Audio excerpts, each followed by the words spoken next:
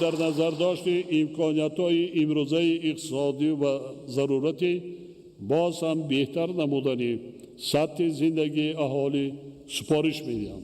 از 1 سپتامبر سال 2026 معاش وظیفوی کارمندان مؤسسه‌های معارف از جمله مؤسسه‌های تا مکتبی و میانه عمومی 25%، دیگر مؤسسه‌های ساحه معارف، شاههای علم، فرهنگ، ورزش، تندرستی، مؤسسه‌های ساحه حفظ اجتماعی، مقامات حاکمیت و اداره‌کنی دولتی و دیگر مؤسسه‌های بودجتی اینچنین استیپندیاها 20% زیاد کرده شود.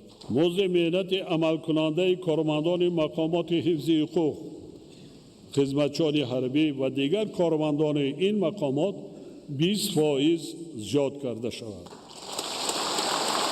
اینچنین حد اقل مزد مهنت برای تمام ساحه‌های اقتصادی و اجتماعی کشور به اندازه 1300 تومان در یک ماه مقرر کرده شود.